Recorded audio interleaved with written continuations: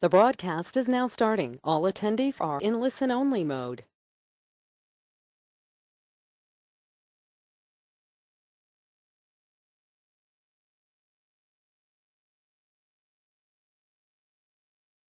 Pantomime.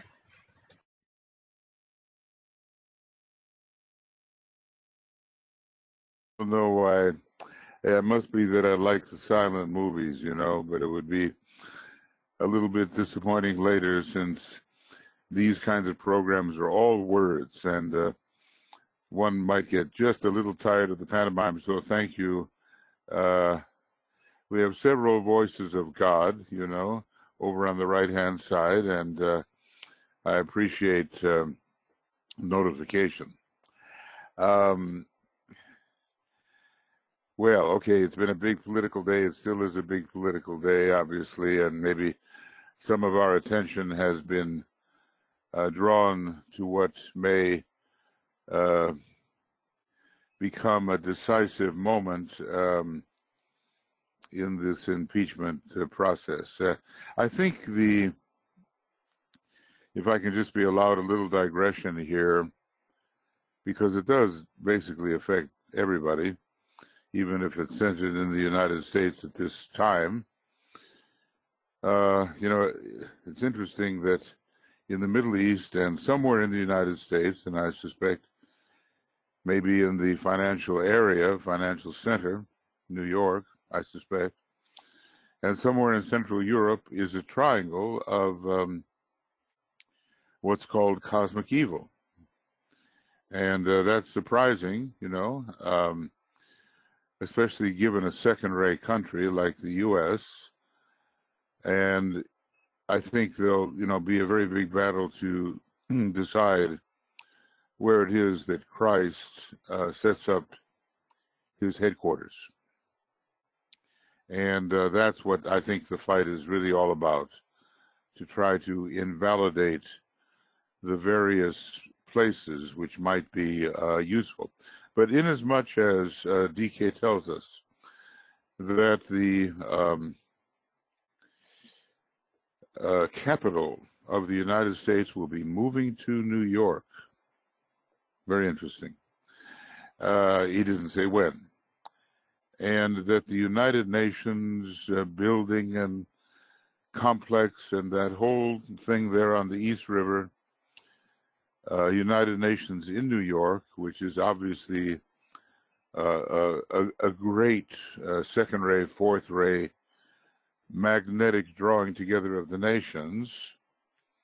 It seems that New York, with its second-ray soul, and the United States, with its basically second-ray soul, is a good possible target for where the headquarters of the Great Lord will be set up. I don't know, 100 years from now. It's hard to say. We're not supposed to talk about the time and or at least not pontificate about it, because we just don't know. But it seems that the United States might be a very good place, and New York as well, for him to set up his headquarters, and he will have a headquarters. As far as London, it's a second-ray United Kingdom, but it's a first-ray center, and it's a fifth-ray city, fifth and seventh ray. So some of the rays are there, but not as powerful as the United States. As a matter of fact, in the Destiny of the Nations, we're told that the Christ has a second-ray soul and a sixth-ray personality, whatever personality means. Maybe the Maya Rupa is somehow conditioned by the sixth ray, and I think certainly a second-ray monad heading for the ray path. So it just seems like there's going to be a very big battle against the Antichrist, staged worldwide, yes, but in the United States particularly. The Antichrist, the Tibetan tries to clarify, really does mean those who come forward and maybe selfishly on the first ray.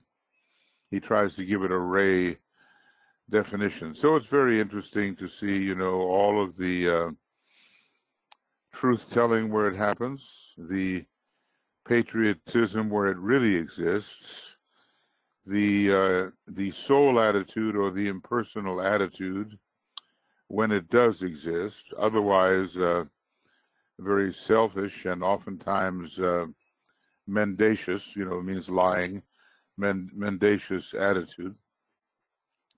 And you really get to exercise your esoteric psychology as you look at some of these people who are being called upon to testify. I would say that we are witnessing right now a watershed moment. And nothing is determined, and much will depend on how hard we, as students of esotericism, work with the quality of our vision to see a world which can successfully enter the Aquarian age without major further disruption. We've had a lot of disruption in the 20th century. It's been a warring century compared to the, what do we say, Pax Victoriana, the long world peace that was enjoyed under Queen Victoria for whatever reason. And then the warring century, the 20th century. And, to some extent it continues, but maybe with a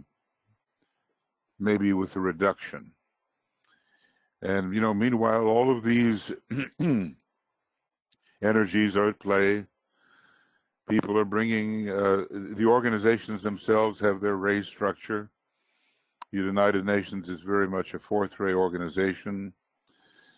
Lots of second ray, and of course all the rays are subsidiary. Science is very important. Every nation is bringing its rays and its astrology into the mix.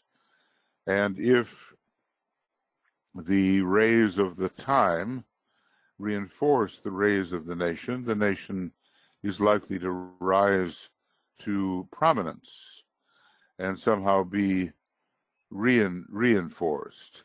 Maybe we have another, until the year 2075, a second ray impulse, a 500-year second ray impulse. It's impossible to tell for us right now about the 50-year periods and the 5,000-year period, the beginning points of these various possibilities. But a very great 250,000-year cycle ended at the time of the Christ in Palestine, long ago. So it seems that when you look at 250,000 years, it's considered to be the rotational period, or maybe I should say revolutionary period, of the 7 solar systems, of which ours is one, around the central core or Pleiades. And if you look at the number 25, it's half of it's half of the second ray cycle. So it's kind of interesting. The second ray cycle is, let's say, 500 years, and the fourth ray cycle 250, or let's just say the second ray cycle is 5,000 years, and the fourth ray cycle 2,500 years. All of this is part of what we call all knowledge, at least all knowledge with respect to our particular plane. And let's just see if I can get that going. Yeah, I think I can get it going. Here's Parabram. And if I could just, I think I may have tried to bring this in the wrong way. So if you'll just excuse me here for a second, I'm going to try to salvage what I've done incorrectly, and we'll call this the AAB diagrams, and we'll go to somehow good old Parabram has to be here. Yeah, here it is. And maybe it'll allow me to, yeah, there we go. All knowledge is what we're headed for. It's not universal knowledge by any means, but it's it's a knowledge that pertains very much to our planet and solar system. And in this kind of compendium made by Keith Bailey for the AUM group, we have it as the highest of the powers that we can possibly access. The other powers are just beyond us to know, and even a master will not know them. So we are, there are powers on this atomic level, for instance, and on the Buddhic level, which are beyond the ability of a master to access. Now, we can be sure that every subplane has its particular power, but all the atomic plane is ruled by a triangle. Or should we say that it is the plane from which Libra, a triangularly formed constellation, is the ruling constellation. So there's something there about knowledge and the relationship to the third ray and our destiny one day to achieve on the third subplane of the third plane down, which is Atmos. We have logoic plane and then monadic plane and then atomic plane. All of this knowledge will be ours. Now, kind of reminds you of Master R, who must know a lot about the triangles. And I don't know if he was modest or not. I mean, of course, they have a sense of humility, but maybe he was joking when he was Sir Francis Bacon, and but it doesn't sound like a joke. He had an uncle who was very high in the Elizabethan governmental hierarchy, and the famous statement that he made to this uncle, who was kind of rebuking him for not just taking a nice place in government, which he could have done. He says, I take all knowledge as my province. Province is just a little thing. I take all knowledge as my province. And when we really begin to know about the science of the triangles, more and more, and about the sources, whether the sources are a globe, a chain, a planetary scheme, a solar god, a constellational deity, a super constellational deity, on and on and on, a galaxy, whatever. When we really begin to know about the energies coming forth from these points in space, we have a key to what, for any particular level, turns out to be all knowledge. Now, we're nowhere close. Obviously, people like ourselves, we just, not really close at all. I don't know why this is not functioning the way I would like it to. I would like it to really function, but it's not functioning. So let me just try one more thing, if I may do that. AAB diagrams, and I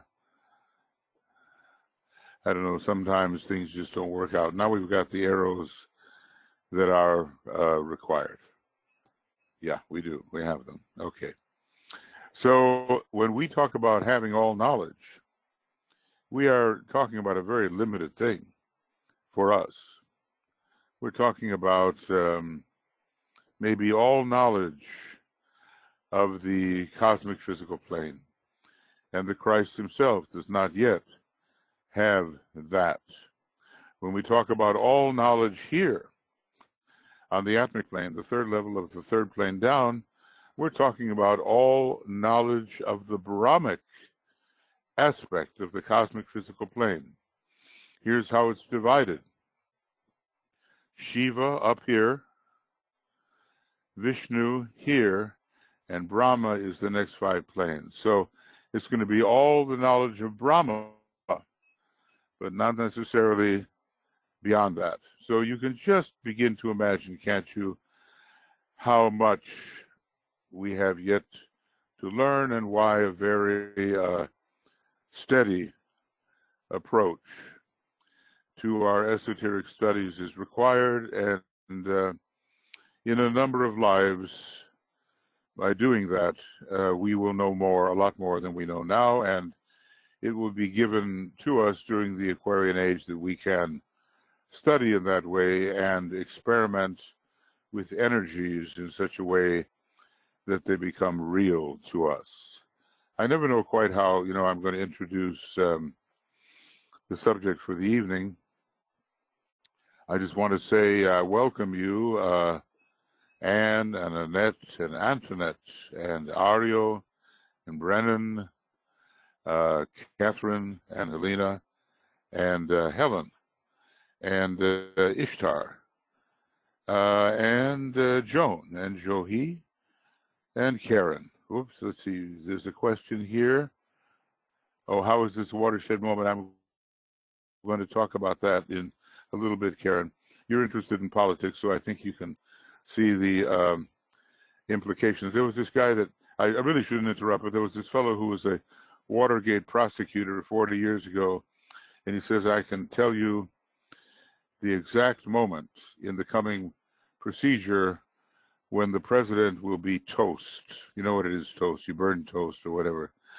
So let's just see whether Americans can stand up for their own principles. They will be confronted with a great test in choice, a Libran test. Anyway, hi, Karen and Leslie, welcome, and Lona and Mariana, Mariut and Michael and Natney and Nicole and Nyanka and Norman, Aristo, Sandra, Sheldon, and Suzanne, Tia, and let's see, I'm going to get to you over on the other side, and Vera, Tia, Vera, Walter, Winnie, and Zenaidi. Nice to see such a group, and backing us up, BL and Joe and Michael Stacy, our kind of our presentational team, and Tuya's there with them, and she and I, of course, are always working on the Ask and other broadcasts. We should have a video. We should have a TV station here, no question about it, and it's almost amounting to that with the number of broadcasts that are increasing through the Moria Federation. I'm so happy that the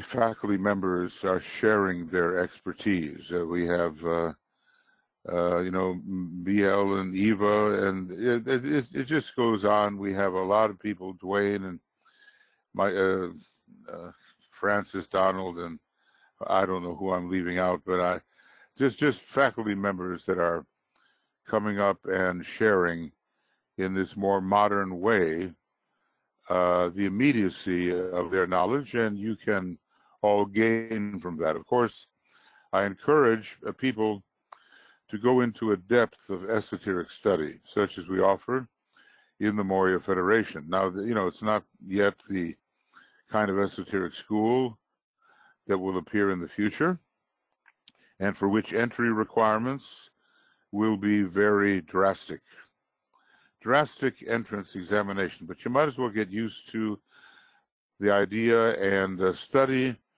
what DK seems to be offering as his preparatory school curriculum. I think we've got that going pretty well. There's some things, of course, we can't do yet, and we just freely admit we just can't do that yet. But in the 5 years or 7 years or 10 years or whatever it takes you to plow through the Moria Federation curriculum, really in a way written by DK, but Master Moria is the head of all the esoteric schools, really.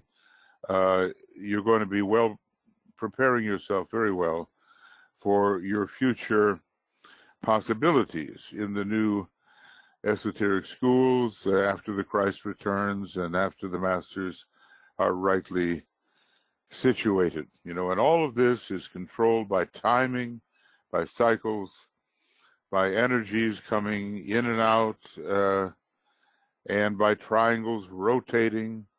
It's always going to be in a triangle, it's always going to be the third ray point, which is on top at first. And then will come the second ray point. And then as the triangle continues to rotate, they call them triangles in rotation, the first ray point will come into prominence. And thus it is with our own triangles in our etheric body, rays 3, ray 2, and finally ray 1, although ray 2 in this solar system always remains the strongest. In this solar system, it will be different next time. We had reached, I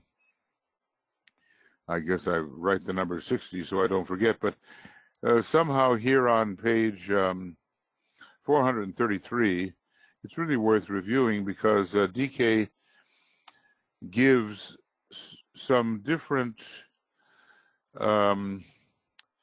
ray energies coming from different logoi, and you have to kind of ask who those logoi really are because things are not always what they seem. You see, sometimes you say, well, Venus has got a lot of fifth ray. It does. But Venus is also considered, from another point of view, the logos of the sixth ray, the planet through which the sixth ray monadically comes in a very powerful manner. So just reviewing here, as you ascend the different planes, different initiations become possible to you. And one initiation, really, per plane becomes possible to you. And then who knows what systems of initiation await us on the cosmic astral plane, but the bulk of humanity will take that road. And maybe it's 80%, 85%. It's mostly non-moon chain humanity that's going to take that road to Sirius and to the cosmic astral plane. I'm always forgetting the name of the second path. I don't know. It works with the astral plane on the cosmic physical plane from the cosmic astral plane. But the majority of human beings, once they manage to become a 6th degree initiate, and if Sanat Kumara does not need them, as he really does now, will depart to a training planet that is still within our solar system, very much. Could be Venus, could be Jupiter, could be Mercury. Different planets train us for the long haul trip. So we kind of wonder, about this life, and this life might be disappointing in some way, or everything might be working great or not, but we have so many cycles that lie ahead of us and a very, very long journey on the cardinal cross. Our monad is on the cardinal cross. Our soul is pretty much on the fixed cross, and our personality is on the mutable cross. And you know what I mean by that. The mutable cross personality is basically Gemini, Virgo, Sagittarius, and Pisces. The fixed cross, which is the cross of the soul, the crucified soul, and the liberated soul eventually, is Taurus, Leo, Scorpio, and Aquarius, in which liberation occurs. And finally, the cardinal cross as a monad, as a unit of being. We spend the majority of time on the cardinal cross, and it's Aries, Cancer, Libra, and Capricorn. So when we leave the cosmic physical plane, we're going to be exposed to all kinds of energies about which we have very little idea, but I think we can be pretty sure that they will arrive to us in triangular form. Now, I was looking ahead. We have another 30 pages to go in this particular presentation on triangles, and we're going to come to a section where we're going to study a triangle: Aries, Leo, Capricorn, first ray, and Gemini, Virgo, Pisces, second ray, and Cancer, Libra, Capricorn, third ray, and so forth. And we're going to see why it is those constellations carry the rays, which are obviously shaping everything we do, as well as the constellational energy. So I guess what I'm trying to say is, if we really want to learn the science behind the science of triangles, we have to study very hard what the sources are. Now, in terms of available planets, you have 10 plus, and of course the plus is a lot, but you don't have to worry about them too much. In terms of the zodiacal constellations, you have 12. In terms of the zodiac of 10, you have 10, and such constellations as the Pleiades and the Great Bear and the Little Bear and Orion and Draco and a few others that are more in doubt, but our own super solar system, the 7 solar systems of which ours is one. So that's a big source. And of course, within that source are the 3 great constellations, which are said to be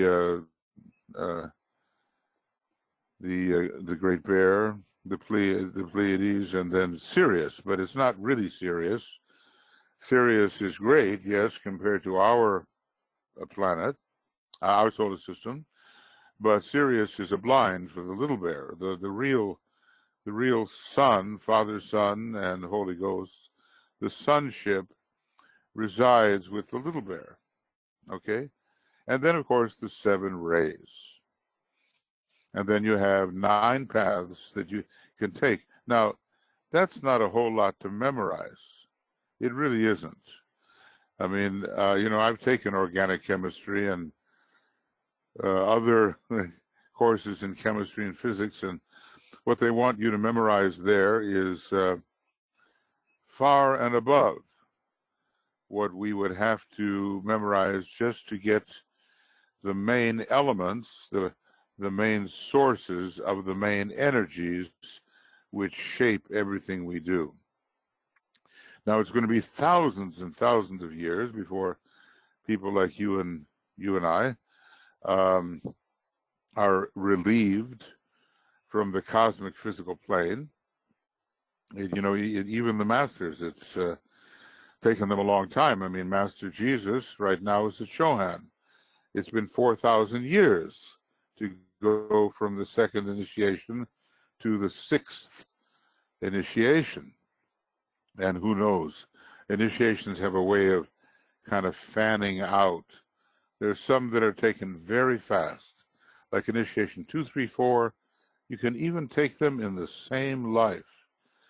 But the previous initiations take a longer time to prepare, and the subsequent initiations take a longer time to eventuate. And so we have kind of a funnel going there, and it's going to be a long time before we are relieved from our duties on the cosmic physical plane. And then who knows what sources in their cosmic astral nature await us. There'll still be triangles.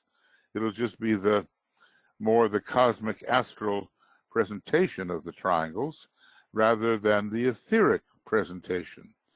Here is these lower three are a triangle: mind, emotions, body. That's density, and in a way, because there's really five here. Actually, you can look at three, but it looks like five because of the way the mental plane is split and the physical plane is split. And then you have four cosmic ethers, and then when you get to the cosmic astral plane, he doesn't even bother to really break it all down the way he could here. You don't think for a minute that there are not complexities here just because the cosmic astral plane looks blank. It's got 343 subplanes, just like everything else, and the sources of energy are going to be triangular. When you go to the very top of the universe, you know, you're going to have a overarching triangle of the observer, the observed, and the observing. And that's going to be the Trinity, which rules everything that happens in a universe. So you basically here, look, as we did this morning, it's a very practical thing. We worked thinking about the triangles between people that we have, and the great invocation, and the love, and the light, and the kind of goodwill that is circulated. And all of that is true on our own level. But you are now studying a very cosmic science. And it's going to take us up into the area where the lords of the constellations are arranged in threes, and then maybe in nines, you know, and in other geometrical configurations. So it's a big, big study, and all we have really is the ABCs of it, but it's enough to get us started, okay? Now I'm going to go over here to page 433, and you know, while you're studying that, which we already took a look at last time, you might want to go to page 50 here, because basically what it does, I think it's page 50. I hope so. 50 and 51. Yeah, it is. I think so. And should be Esoteric Astrology. Oh, no, it's 70. Page 70 and 71, sorry. Page 50 is important, but here it also tells you when various planets are important, and some of them are triangles, okay? So when you combine this chart, which tells you which planets are powerful at the various initiations, with this tabulation from Cosmic Fire, page 433, you're going to get a pretty good idea of how to use various planets at the various initiations. I'm trying to, you know, make the color more or less correct. When you get into yellow, it's very, very hard to see, okay? So now, you know, I just noticed something. It's very interesting. The plant kingdom is said to be, the vegetable kingdom is said to be the most advanced kingdom that we have among the subhuman kingdoms. And it has 3 rays which are manifesting through it. One ray represents the stalk of the plant, the other ray represents the color of the plant, and the final ray represents the fragrance of the plant. And it's the only kingdom out of the 7 kingdoms of which we're told that actually has 3 rays connected with it, not just 2. And, I could review that, but it's not necessary right now. Okay. Suffice it to say, it's the most advanced. Now, the mineral kingdom is connected with the first initiation. The plant kingdom is connected with the second, and the animal kingdom with the third initiation. And we go on, maybe the human kingdom, number 4, and the kingdom of souls, number 5, and the kingdom of planetary lives, number 6, 6th initiation, and the kingdoms of solar lives, number 7. Now, just take a look at the planets that are focally operative at these different initiations. At the first initiation, we've got Vulcan and Pluto. That's not all, but that's what he mentions here, and I can say more about it, and I do. If you want to get into the very detailed commentary I've made on Esoteric Astrology, it's about 160 programs or something like that, and I really get into the detail. But it is Vulcan and Pluto. And, you may be familiar with what's going on here. The disciple has to contend with the crystallizing and destroying forces of Vulcan and Pluto, 2 planets in which the first ray is prominent. The influence of Vulcan reaches to the very depth of his nature. It just forces, in a way, the soul energy down into the depths. And that has a really big effect that is destructive and rearranging. And then Pluto drags to the surface and destroys all that hinders in the 3 lower regions. That's what's happening with humanity right now. Humanity is preparing to take the first initiation, the birth of the Christ in the heart, and Pluto is doing its job, dragging all of these awful things that we thought we were done with a long time ago, dragging them to the surface. Now, that's 2 planets, but take a look at the second initiation. The candidate is coming under the effect of 3 planets. Now, remember, the vegetable kingdom has 3 rays, 2, 4, and 6. And here are 3 planets, Neptune, Venus, and Jupiter. And they all represent possible different rays, and they all have a lot of second ray, 6th ray in them. Neptune is a 6th ray soul. Venus is a partially 6th ray monad. And I've speculated about enthusiastic Jupiter that it has a very strong 6th ray connected with it as well. So 3 rays for the vegetable kingdom, which is associated with the second initiation, and 3 planets as well. So indeed, the second initiation is a very tough one to go through, and it's the one where people who are on ray 2, 4, and 6 and ray 1 have the toughest time. If you're on ray 3 or ray 5, the relationship to the astral body is not the same. You're not so emotional, etc.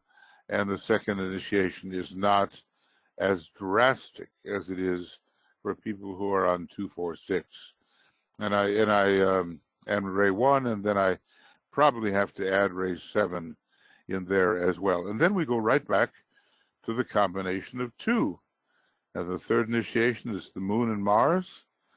Now, I know the subject is a little different here, but you get into decay and you can end up anywhere. The Moon is veiling Vulcan in this particular case. It's spiritual will versus desire. And the 4th initiation is Mercury and Saturn. And the 4th initiation allows you to have a great discrimination between the cosmic dense planes and the cosmic ethers. And Mercury and Saturn allow you to tell the difference. between the dense physical body of the solar logos and the cosmic etheric electric body of the solar logos. And then we continue with the fifth initiation. It's still just two. It's Uranus and Jupiter. And by the way, you may remember the chart of H.P. Blavatsky. She had a conjunction of Uranus and Jupiter, two very beneficent planets together. She was verging on mastership, and they were in the sign Aquarius of all things. So she was really a forerunner of the light. And then that's the fifth, Uranus and Jupiter. And then you can go to page 340, and you will see still different rays involved with the different planets. And you know that Saturn has got to be involved in the sixth initiation. Why? Because it's called the Great Decision. And you know that Jupiter has got to be involved in the seventh initiation. Well, anyway, and yeah, in the sixth initiation, let me just say that, and Uranus with the seventh. So it's an intricate science. And although these are the planets that are given, other planets can be found from which we can make our triangles. Now, if you think you're going to take the second initiation, which is lying ahead of, you know, most of the students, you're not going to get away with it without Mars and Pluto. You're going to meet Mars and Pluto first, and it's going to be turmoil, emotion, and deeply felt eliminations out of the astral body before you can begin to deal with Neptune, Venus, and Jupiter. And by the way, if you think that Venus and Jupiter are always friendly, they are not. They may represent the causal body of the average individual, and they both have a lot of second ray for sure, but they fight with each other because Jupiter rules the ancestral, traditional, material gods in its seventh ray aspect, and Venus rules the what's called Narada, who is probably Sanat Kumara, and he's a high yogi, and he's taking people away from the reproductive life of the lower planes. And so they fight with each other, in this case, Venus being far more ascetic than Jupiter is. Well, okay, you know, I've wandered there, but the when you look at what DK presents here, the magic, if you're taking the first initiation, it helps to have a lot of seventh ray. And some people even have, when they're taking the first initiation, they have a seventh ray brain, and then unusually they have a seventh ray mind, and they have a seventh ray personality. Now that's a lot of seventh ray, and of course it tells you that Uranus is very much involved in that initiation. So the magical force of the seventh logos is felt at the first initiation.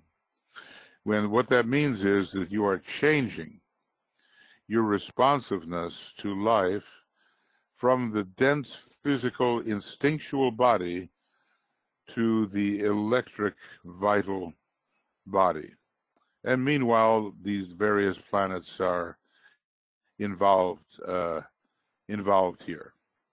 So magic is Uranus, and Jupiter, it has a lot of seventh ray connected with it, and Pluto is always involved. And you know, if you want to listen to my book on ebook on the egoic lotus, I go through all the different planets and how they come out of each petal of the egoic lotus and how they affect each initiation.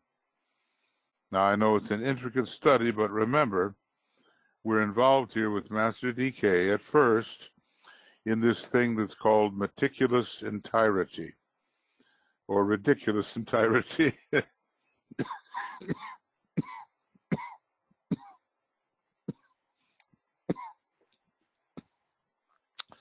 That's what I get for making a joke. Okay.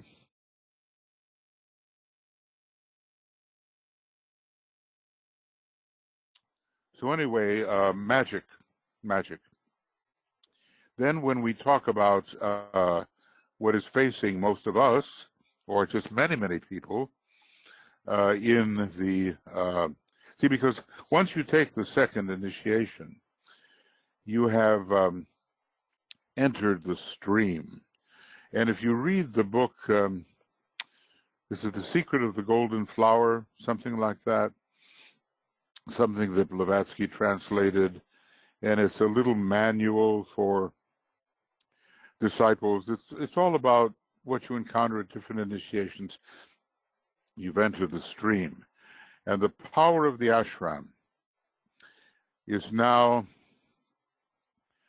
bearing you along in the water. Now, you know how it is when you're in an airport and you have something heavy to carry. You can walk, or you can take a people mover, and a people mover you can keep walking. So it's a little algebra problem. It's your rate of speed plus the people mover, so you go faster. But notice that in the second initiation, it's not just that nice Venus, Jupiter, and Neptune that we have met as we try to conquer the waters. Okay, Jupiter, Neptune being the god of the waters. It's Mars, and you're going to have to fight with Mars and with Pluto first. There was a man. He was very interesting. He had a couple of ashrams of the external kind, and he lived in, or at least he did a lot of teaching in Asheville, North Carolina. And he had a ray combination you wouldn't want. He was a first ray monad, in my opinion, a sixth ray soul, a first ray personality, a first ray mind, a sixth ray astral body, and a first ray physical. So it was all basically 6 in 1, and he had a tough time. He was supposed to change into a second ray soul, and that would have helped. But Mars was so prominent there in this individual. He was a Gemini, just like Alice Bailey, and he had Leo rising in his chart. So you can't just look at the astrology and say these are going to be the rays. His rays were very different from Alice Bailey, even though his sun sign and rising sign were the same. And he had to overcome this aggressive fire that affected his astral body because he was supposed to take the second initiation. But he never got into it, and DK basically, what DK tried to do was get him to concentrate on what his monad was all about.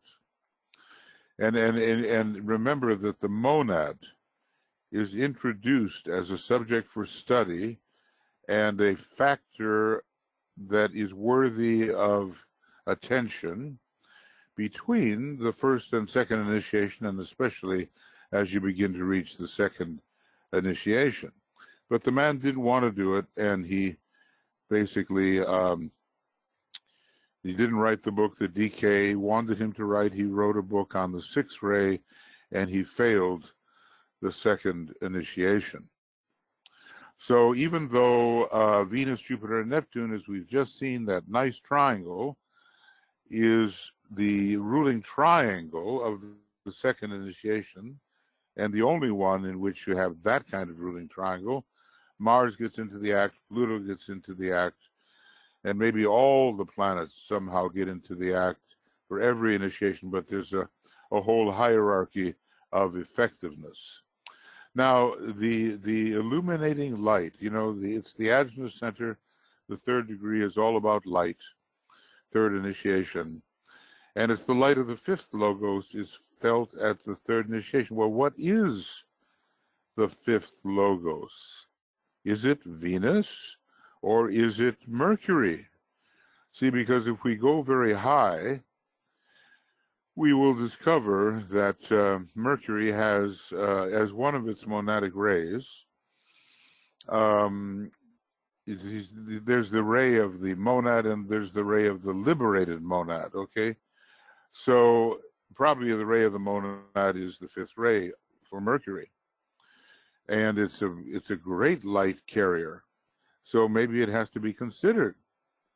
And also the light from Vulcan has to be considered. So it's not just Venus when it comes to the third initiation. As a matter of fact, I think I could easily make the case that it's Venus, Vulcan, and Mercury. And you'll notice, if you think about the solar system, those planets are all together, aren't they? Venus, Vulcan closest to the sun, except maybe for some, other minor planets, and then Mercury, and then Venus. And there they are in a kind of a triangle, working to present you with the light you need here to take the third initiation. Now, look, I'm making up these triangles. I mean, I'm pretty sure they exist, but they're not the ones that DK has presented us with. He only presented us with Mars and the Moon. Now, Mars is desire, and the Moon veils the light of Vulcan. And there's an old saying about Mars and Vulcan. And it is said that, and I'm going to use a slightly different word than the original quote, that Vulcan polishes, or burnishes is the word, polishes the shield of Mars. So Vulcan has a tremendous light connected with it. But let's just say that Mars is a precursor of the third initiation and doesn't really fit into the lighted triangle of Vulcan, Venus, and Mercury. So, it's so interesting. The planets are like a big group, and they all contribute different qualities to the events that you have to go through as you are evolving.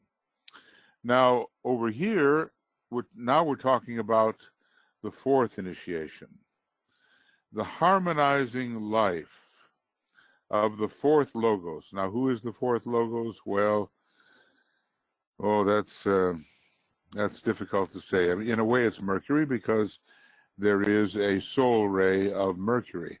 But who is really the fourth logos? Is felt at the fourth initiation.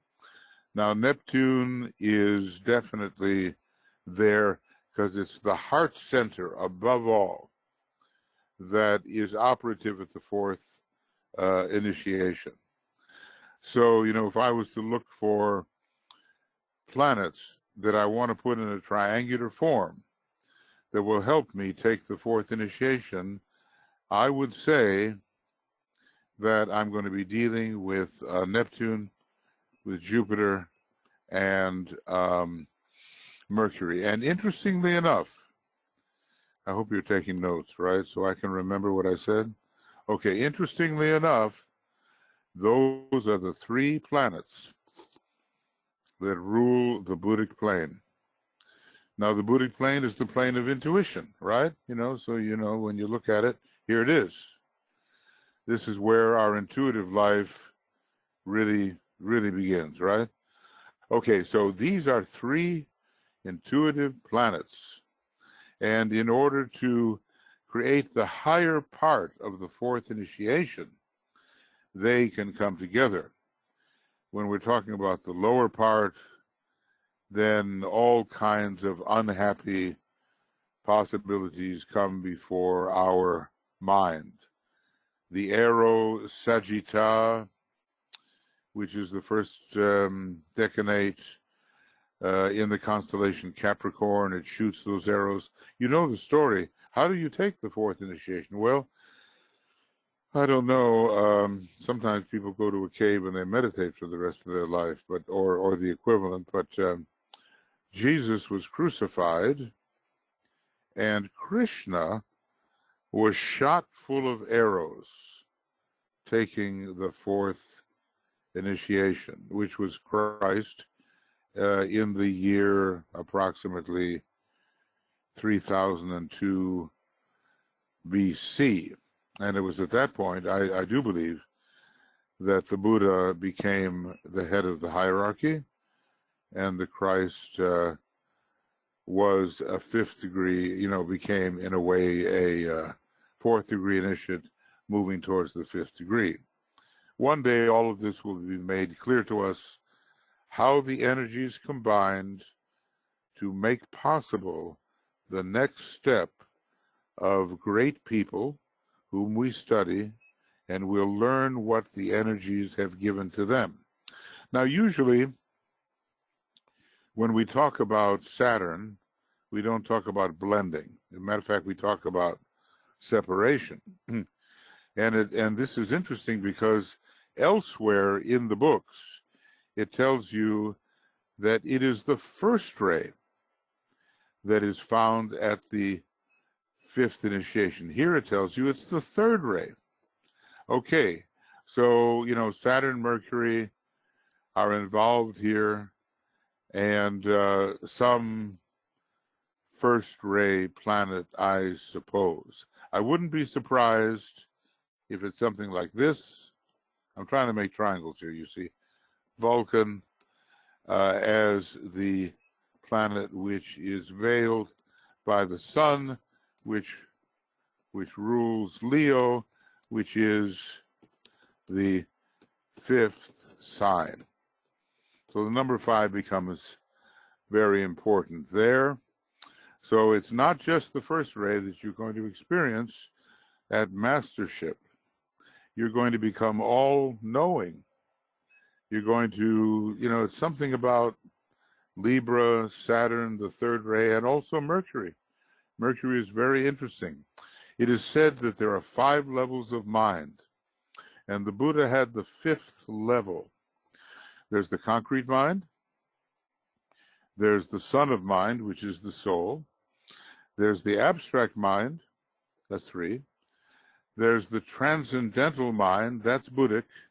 And I don't know what to call the last one that the Buddha had. We can call it the mind of the law. It's just the mind that knows the will of God and the law. Now, when we go to the 6th initiation, it's not just Saturn making a choice about where we're going to go. There's something unifying going on here, and I think it should be Jupiter, because Jupiter brings all things together and unifies them.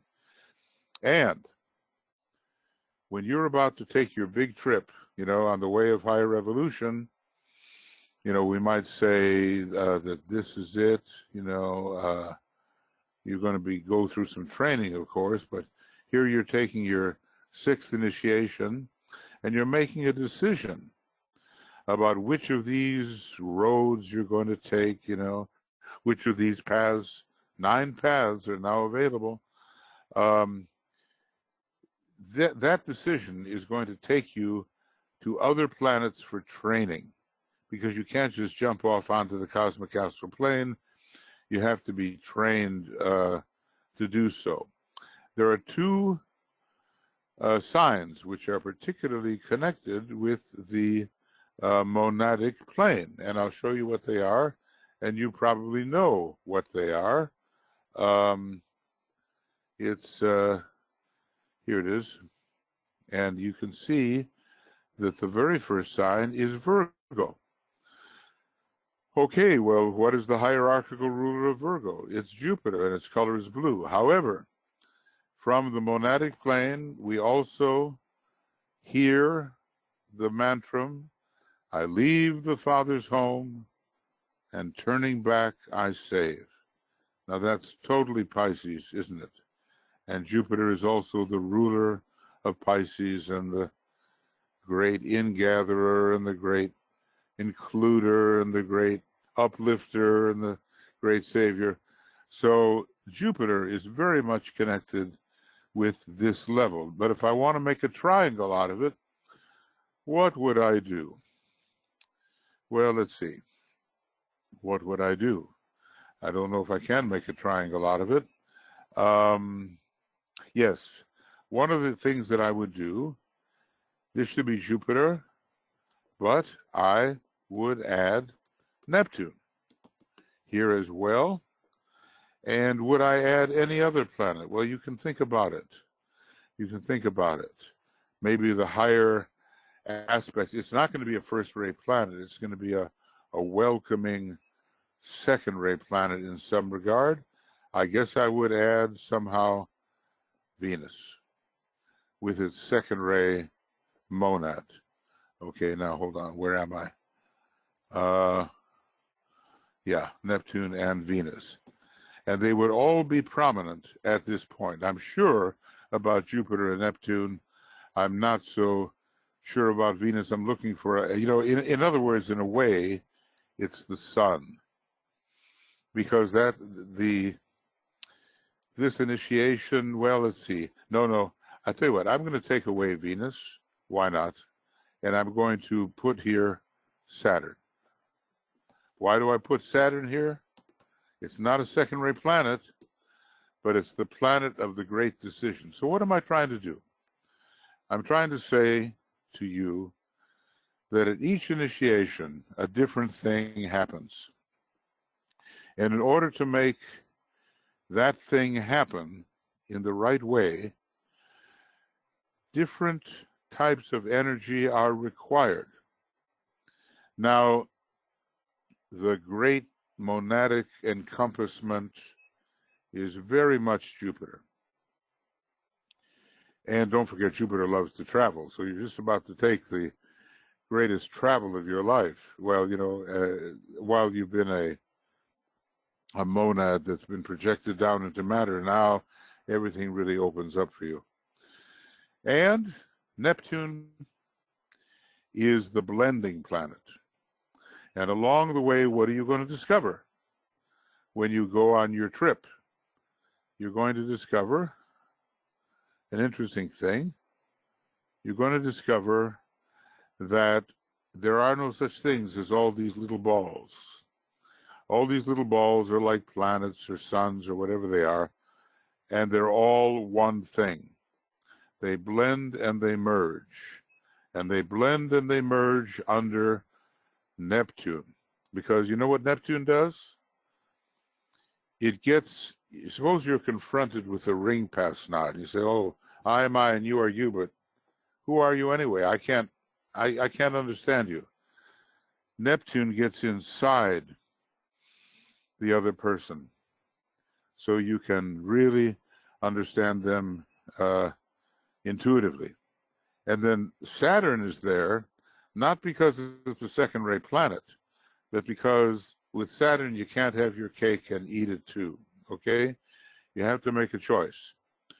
I might choose correctly, or I might choose incorrectly, the way the Buddha chose. The Buddha chose to stay with Earth. It wasn't his path, but he did this instead of that. So here you are, you're confronted with 7 paths, or maybe 9 paths. DK said on page 412 of the Ray's book that now there are 9 paths you have to choose from. You can do this one, but you can't do that one. So that's always Saturn. You cannot do it all. You have to choose one. So I would say that if I'm looking for a triangle that would be particularly good for the 6th initiation, it would be Jupiter, Neptune, and Saturn. I would blend, I would merge, I would include, and I would choose. Because on this trip, you may be following one path, but at a certain point, you're going to discover, wait a second, I'm beginning to blend and merge with others who are on this path as well. And that must be a very strange experience to realize, the way I oftentimes say, in the identify as being group, I say, I am as much you as I am me, or as I am I, is the correct English. And well, how's that? How can I be as much you as I am I? But that's the mystery, and so be it. Then finally we get to the seventh plane and the seventh initiation, which the Christ is taking and the Buddha is taking, and it takes a long time. The Christ has been working on it already for 2,000 years, and the Buddha maybe a little bit more, and it's not going to be maybe for another 2,000 years before they complete it. Maybe it takes 4,000 years to take the seventh initiation. So you're right up there on the very highest plane. So I would say that basically what you want to look at is the combination of this triangle. The sun, okay,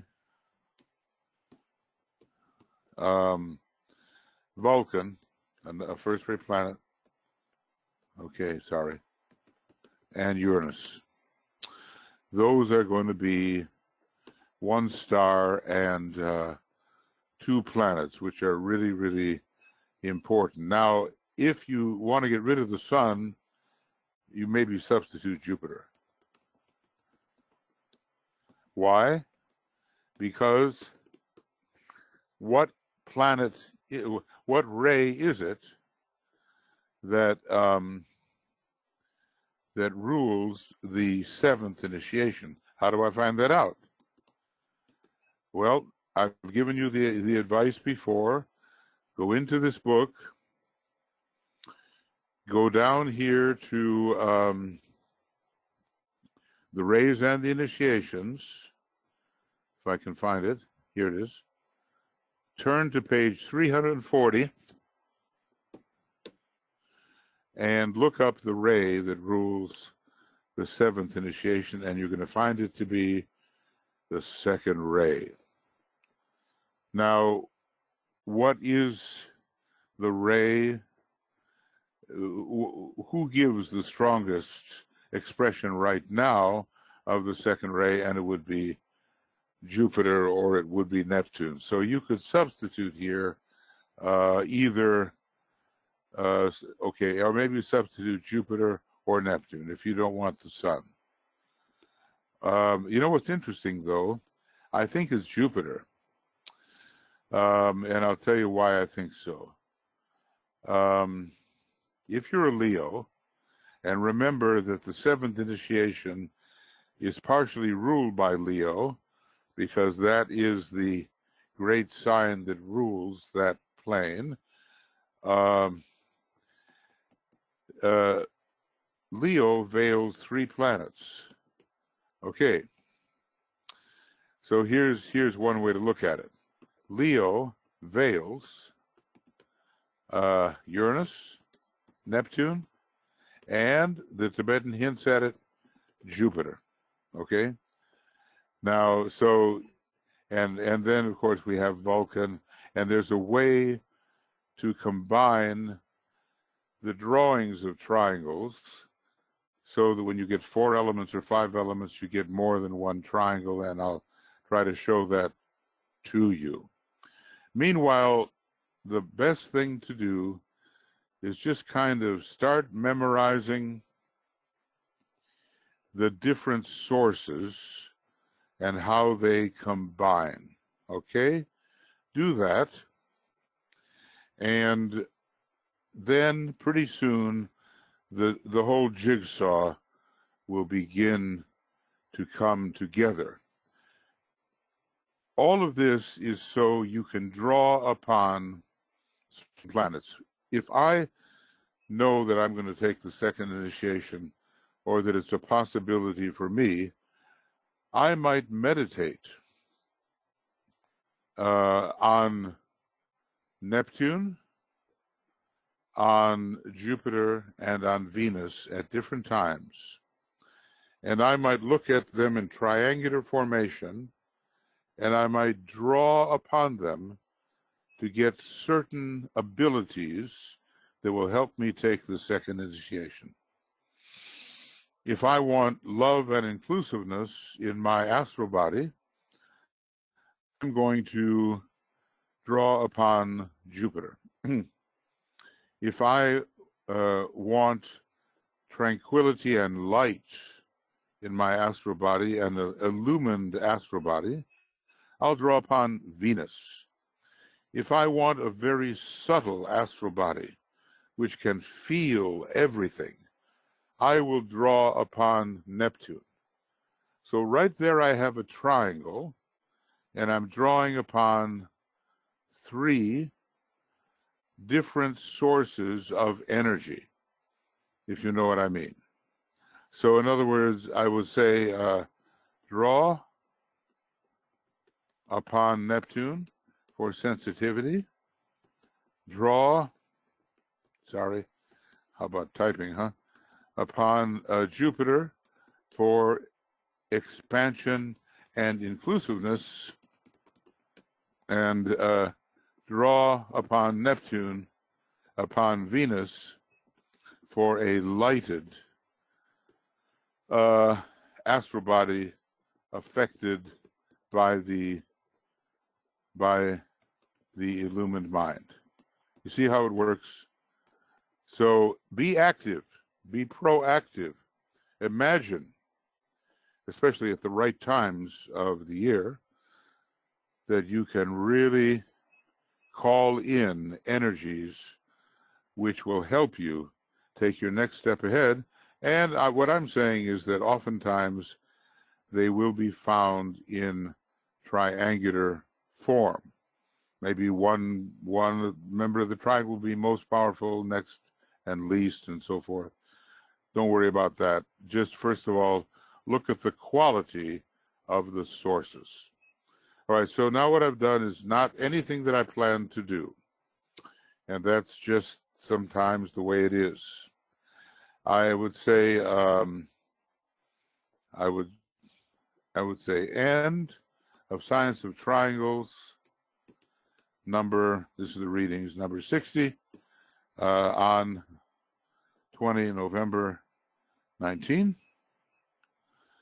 And the next time will be beginning of Science of Triangles, number 61, on 27 November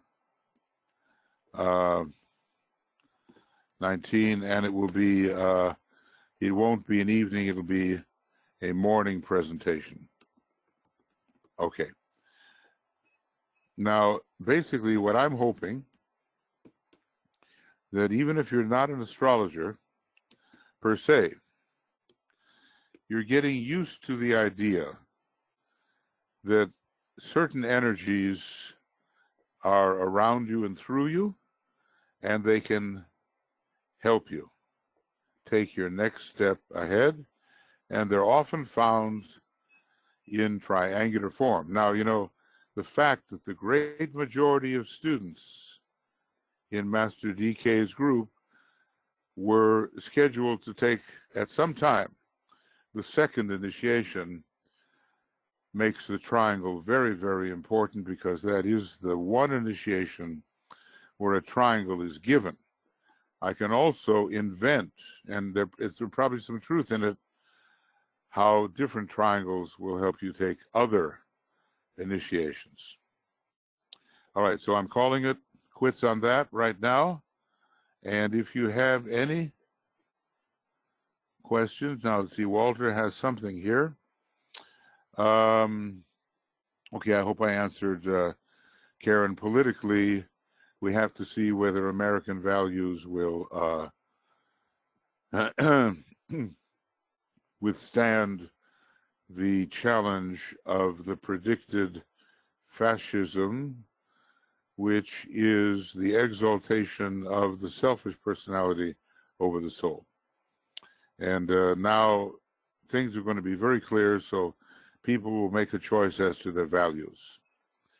And yes, if we start at 8 o'clock here in Finland, which we're doing, then 6 p.m.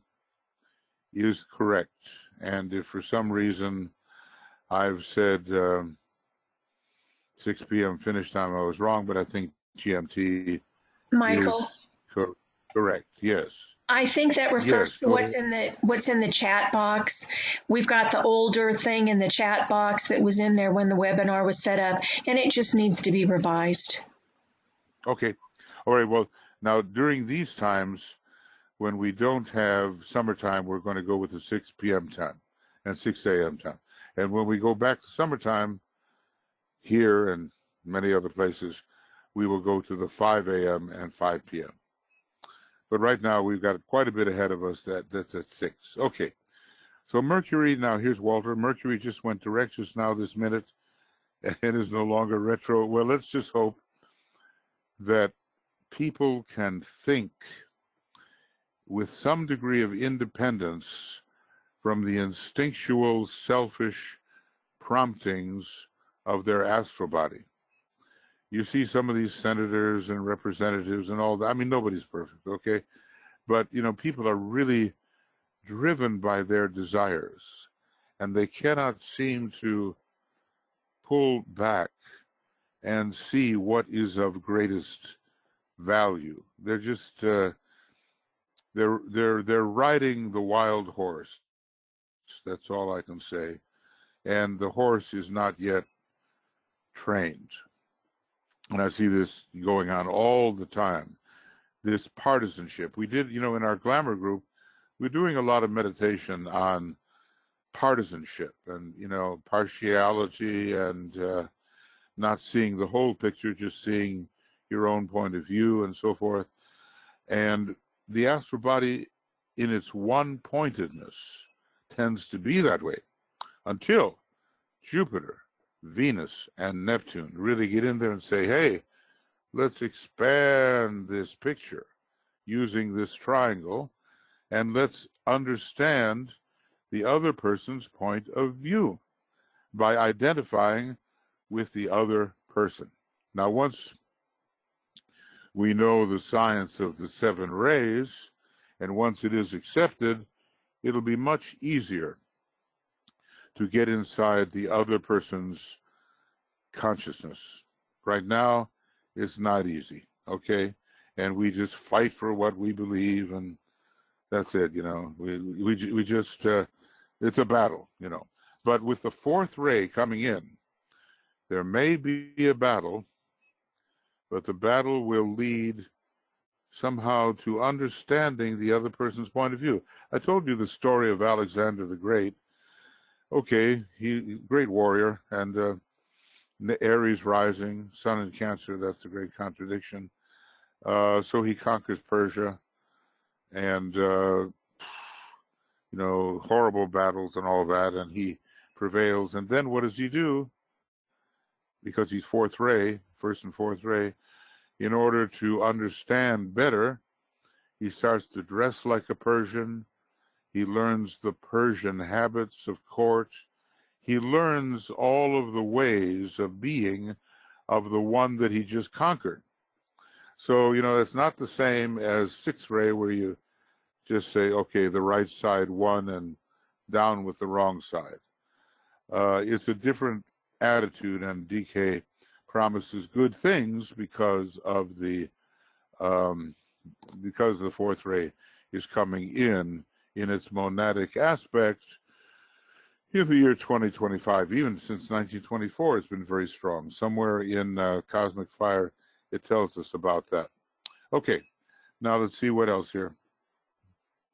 Yeah, Walter, thanks for that. I mean, that's good news, and I just hope that it contributes to a degree of sanity. It's so interesting that, you know, hearings occurring of this nature, you might say like going back over something, hearings of this nature occurring with Mercury retrograde.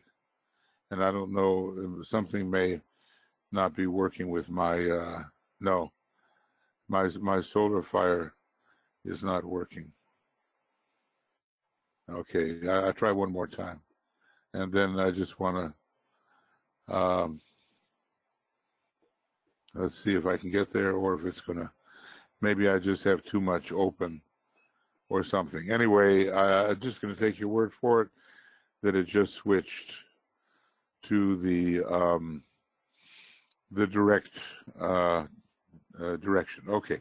Now, Susan, you mentioned Uranus as instrumental in the first initiation. Yes, and also in the seventh, and also in the third, providing help to transition to the body electric, which is our normal etheric body. Okay, but remember, there's also, Suzanne, the cosmic body electric. Now, you know, Aquarian, you people who have a lot of Aquarius, electricity is a big thing, okay? And I'm just going to show you here. Of course, you probably already know this, but these four subplanes are the body electric. And that reminds one of Walt Whitman, you know, about, he has a poem, something about the body electric, or in which that phrase features very prominently. But this is just on the human level. On the cosmic level, all of these four levels of Shambhala, you might say, are the body electric. And so these are called the cosmic ethers, and in a way, all four of these levels are ruled by Uranus, all four of them with a slightly violet tone. Now, they may be, you know, associated with yellow, green, and indigo, and red, and all that, but they've got that violet of Uranus underlying all of them. So it's good to know maybe we've got ourselves straightened out.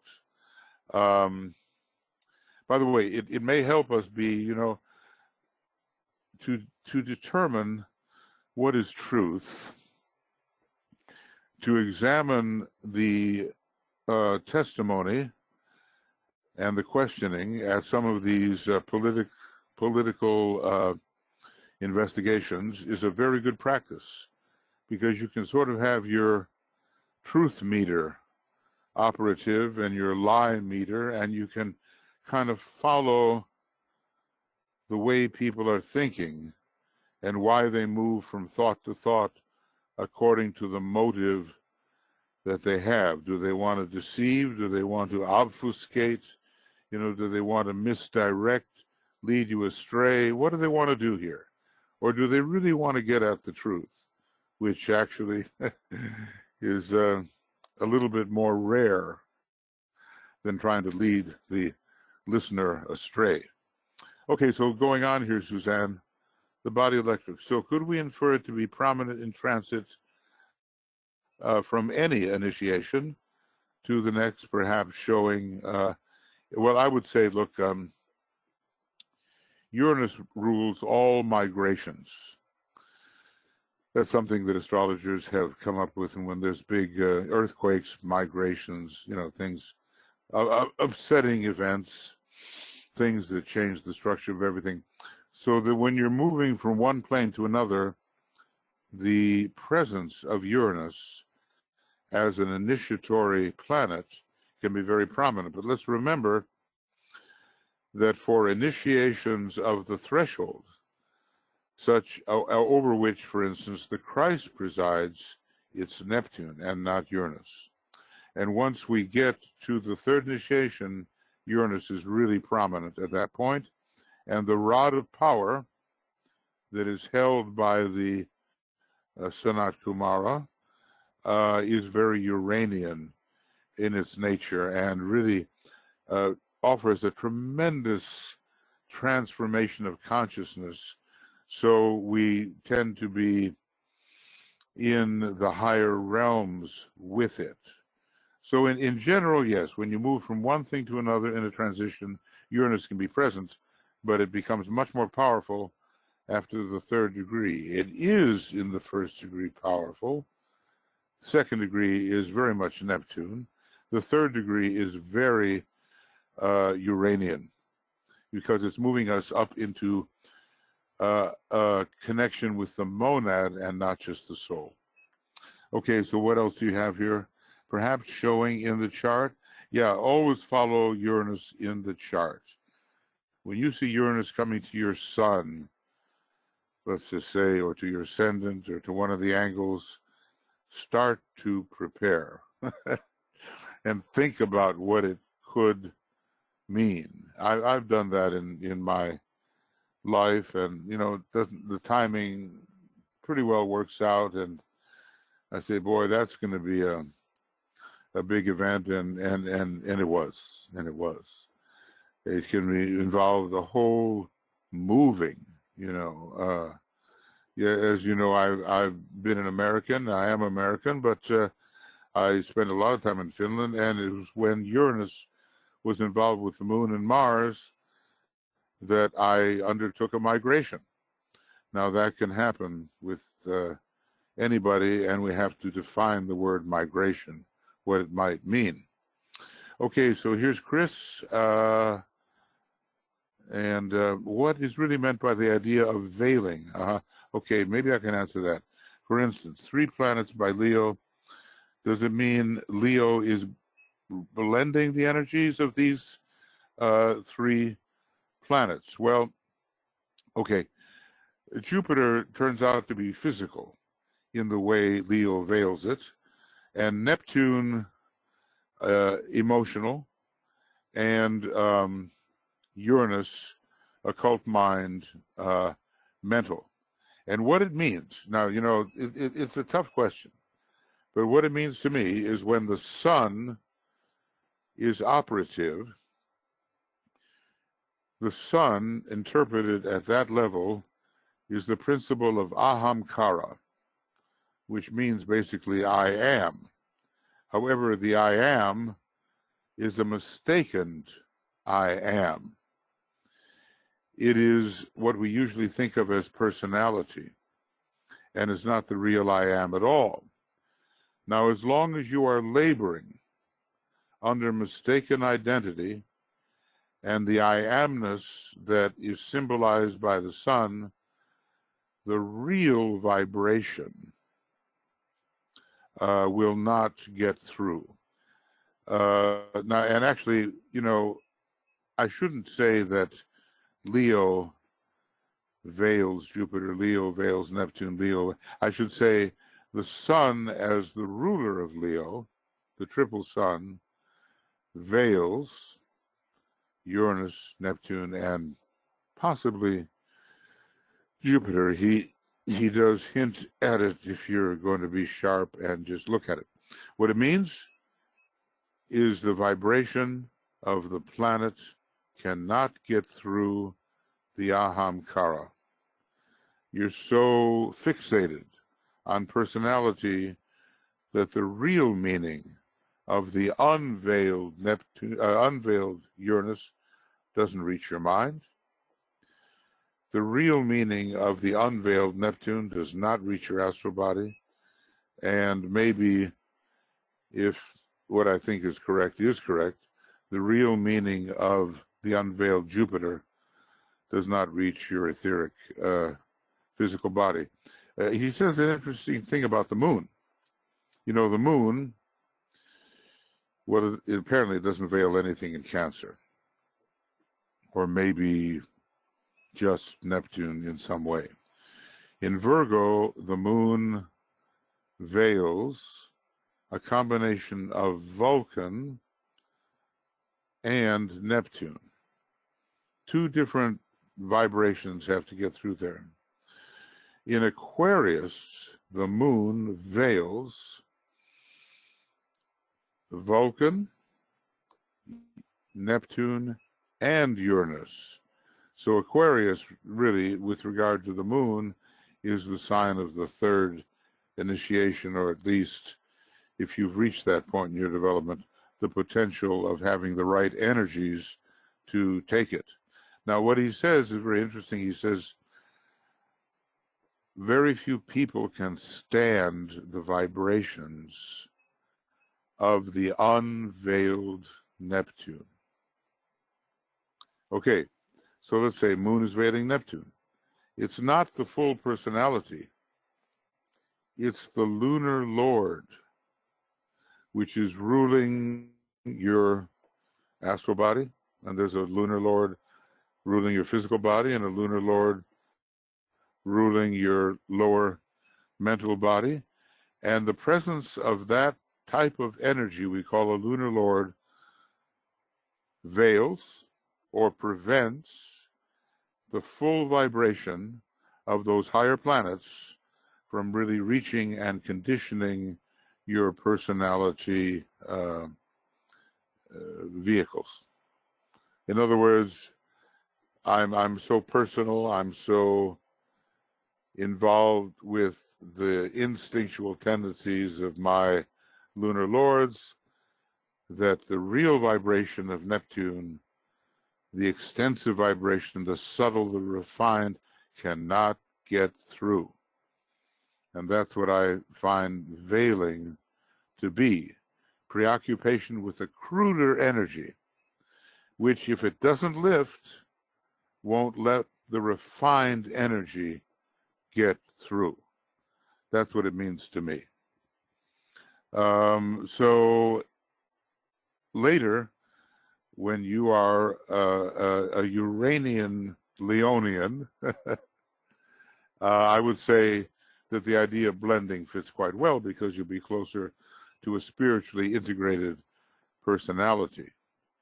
When you're a Virgo, it's just, now going back to the moon, when you're a Virgo, it's just two planets veiled by the moon. It's Vulcan and Neptune. But when you're an Aquarian, close to the third degree or whatever, it's all three planets together. It's Vulcan, it's Neptune, and it's Uranus too. So we keep on adding on wider and wider capabilities. But just, I think, just this, it's crudeness that and lack of refinement that block the subtle energies. So if we refine the personality, if we refine the vehicles,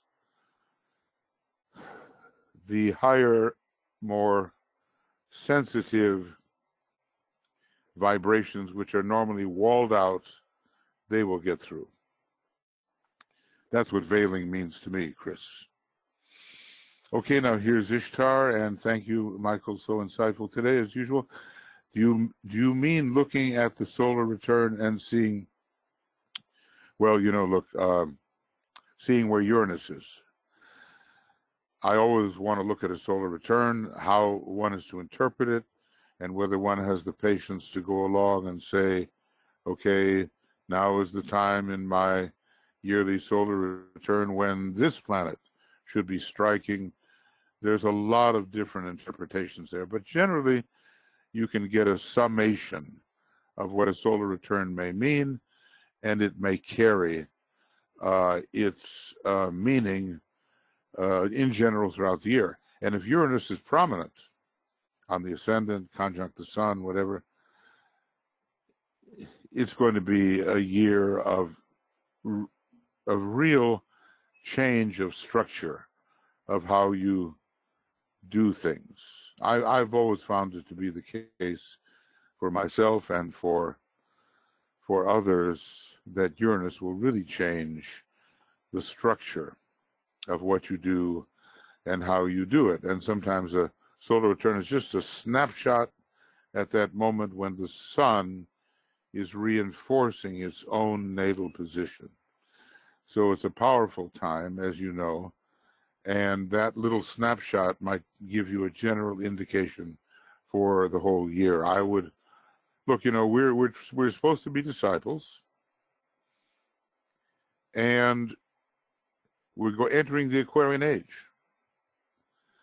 And the sign Aquarius is ruled above all by Uranus. Not just that Uranus is the orthodox ruler, but Uranus is the highest veiled ruler as well.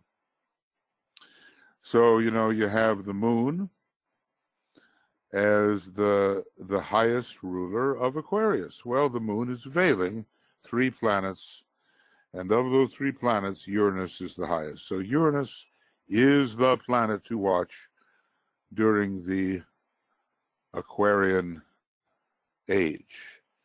Uranus is the planet to watch, and every year and so forth. But, obviously, you don't want to become so individually fixated on a chart that it gets to be almost obsessive. You want to see some of the general trends, and then you want to be able to have the freedom to express within what is indicated and not just feel that you are rigidly bound in any way.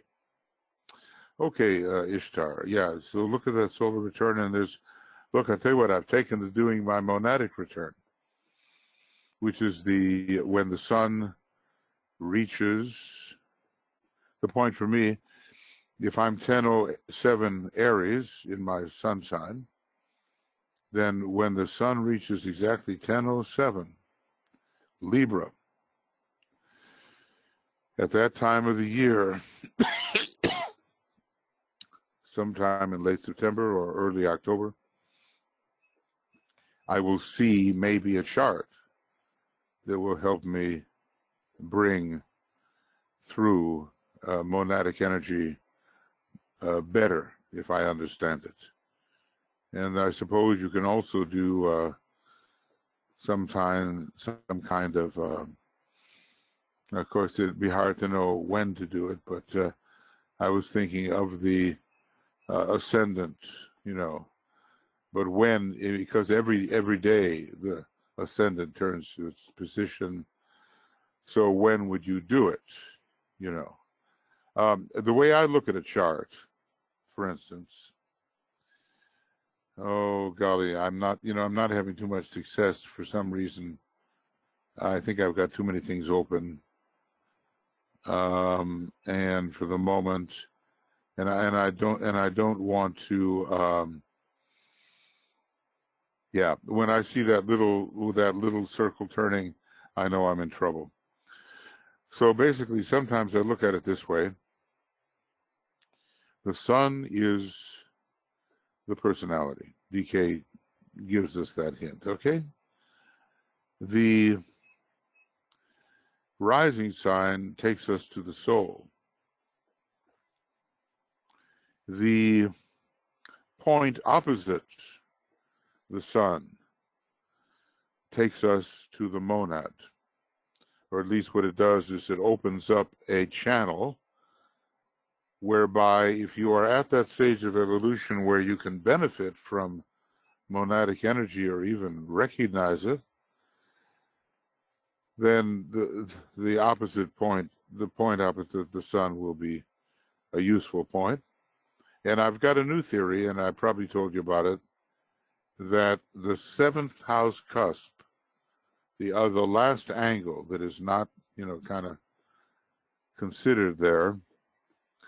See, I kind of consider in a way, there we go. There we go. It took an awful long time. So, the sun, wherever it is considered the personality. The opposite point, Earth, as if you were standing on the sun and looking out, that's going to be the monadic point. This is going to be a soul point over here at the Ascendant. And this, the seventh house cusp, to me, is a area where the spiritual triad can begin to be thought about. I haven't yet, in a way, the midheaven is connected with the sun, and the IC is connected with the point opposite the sun. This is a deeply subjective point down here. This is a deeply objective point. But look, until these things are really tested out with a lot of people, among whom have to be aspirants and disciples, we're just going to be guessing. We have to have a reasonable sample of people, okay? And like I say, some of them better be the real thing in terms of discipleship, and not just the ordinary non-aspiring individual, because these advanced statements about the higher reaches of astrology will not apply to such people. Okay, let's see. Is there anything? Am I missing anything? Any question that you wanted to ask further? Any statement you wanted to make? I have a way of going on too long, you know, but You do anyways, have one more comment from Ishtar. Oh, okay, another comment from Ishtar. If you have no planet in a sign or a house, can it still have a prominent energy? Sure, especially if it's carrying a prominent ray.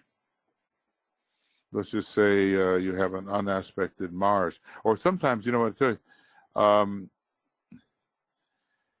the house itself may mean that when it doesn't have planets, it's not a crisis area, and you're meant to work on other things in this particular incarnation. Or it may mean you've worked on those things plenty in the past, and now you, again, focus on other things. If we were to look at all the planets in our solar system, look, everything would pretty much be filled. And there's no way that you can say that any one of the 12 houses is an area of life in which you don't participate. One way or another, you do participate in every one of the houses. But there are critical houses and critical planets. And if you find the planets that are ray rulers, suppose you find the planet that brings your soul ray into expression and you're sure of your soul ray, that's going to be an important planet, sign, and house. Or if you find the one that brings your personality ray in, then you start to look for relationships between the two planets. One that is related to the soul, and you want to make that stronger, and the other is related to the personality and its activities, and you want to subdue that.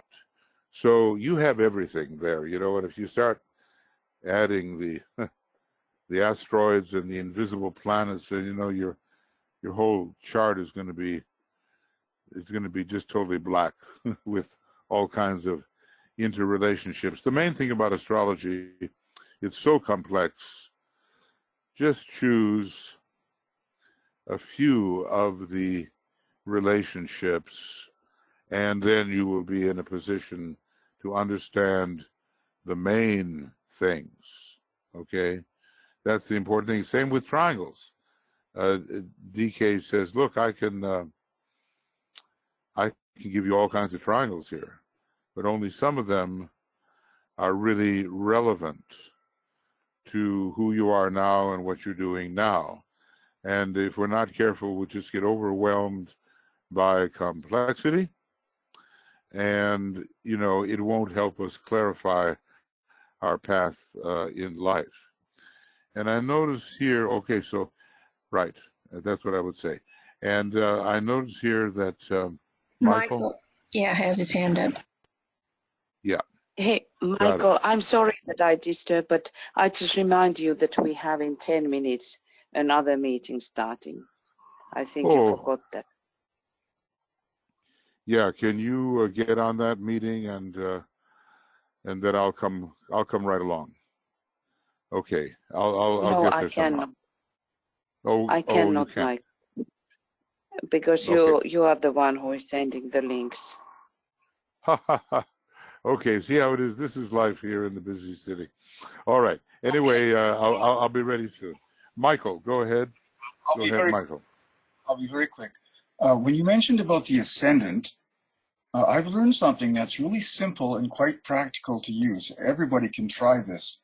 If you imagine your chart superimposed on a clock face, and as the sun moves through those times of the day, you will find that that area of your thinking, the sign and the planets in that house, get activated. For example, if you have Pisces rising, you may not wake up that clear-minded. But if you have Aries rising, you might wake up very sharp. And this follows throughout the whole day. It's a very interesting thing to watch. That's all I have to say. It's interesting technique, and I think quite a number of these practical techniques from practitioners who actually try to make it work, they do emerge, and so one can indeed try that. Like he says, look, it's ABCs. We're in our ABCs right now when it comes to the knowledge of astrology. It's in its infancy, but we have to feel our way into it, see what really works, analyze as carefully as may be possible, and then, the great flowering of the astrological science will occur in the Aquarian age. Because, look at, with astrology, it's just like, what time is it? And what time is it for what? If we know what time it is and for what it's time, we have a very good guide as to what energies will present themselves and how we can use them best. Thank you, Michael, for that kind of interesting superimposition. And by the way, when you get your solar fire program, if that's what you do, of course, the real expert on this is Nicholas, on the whole business of superimposition. But we have methods in the astrology program called Solar Fire. The creators of Solar Fire, we've had contact with them for 30 years, and almost 30 years, and Solar Fire was written as part of a final project for an esoteric psychology class in Australia, and they've been very sensitive to adding new things which the Tibetan suggests, like the whole factor of superimposition in quite a number of ways.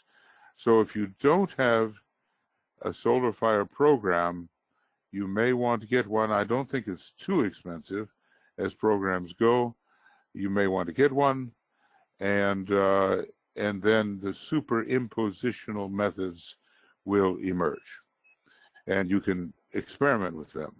Talk about Uranus. It's the planet of experimentation. It's the astrologer's planet, particularly, and we just have to experiment until we start getting exact knowledge rather than what we have now. So thank you, Michael. Okay. All right. Well, look, it's true. I do have another meeting having to do with, by the way, the upcoming festival week of the new group of world servers. We have here in Finland in the Temple of Silence 1 week of study, meditation, and ceremonial work. If you're interested in being here with us in person, please let us know. And if not, we certainly do broadcast and webinar as many things as we can. Okay, friends, so I don't know how much progress we made today in terms of pagination, not a whole lot, but in terms of things, the kinds of energies which triangulate and make it possible for you to pass through one stage of development after another, then maybe we have accomplished something. So I just, I'm going to just sound the Om, and gratefully that we can all work together on these things, and that we will keep working. And whether it's in this incarnation or incarnations to come, we will become more illumined. And these great subjects will begin to open up for us the way they obviously have for the Tibetan over how many thousands of years of study.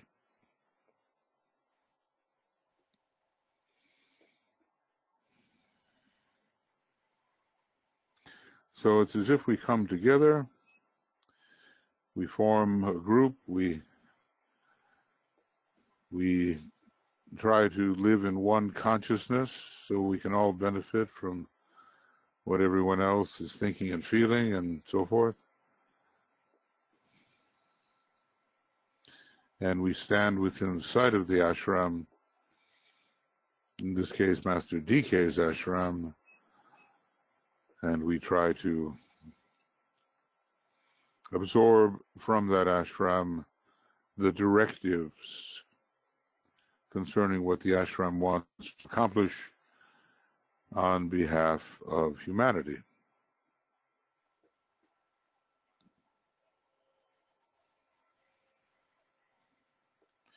And we will simply sound the Om with gratitude that the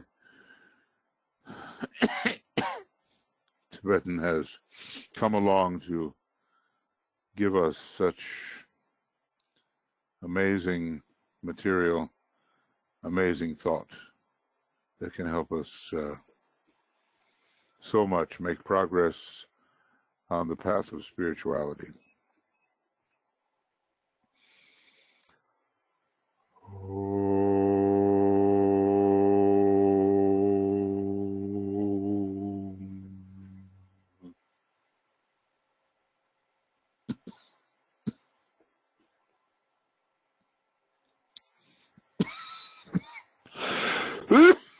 Excuse me. Okay, friends. I've been coughing for 60 years. I don't see why I should stop now.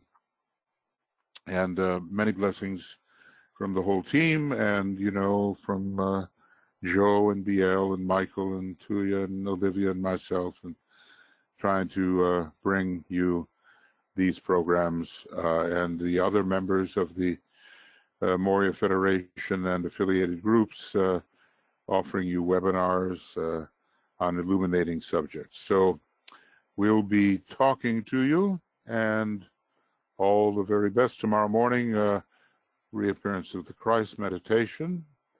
And then on Saturday, Friday in the morning, we have the glamour meditation, plenty of that to go around. We won't have to go hunting too far for glamour. And also on Friday, by the way, there'll be the Cosmic Fire presentation at 8 p.m. GMT. Usually when times are given, they are given in GMT. And then Saturday is the Soul of Nations in the morning, and then attracting money for hierarchical purposes in the morning on Sunday. So we do our best to keep going and to persist when it is possible. And when we have the conference, well, we just can't do that, but then you can tune into other things that are being offered from the conference, or you can actually show up in person. We'd love to see you and work with you. Okay. Thank you.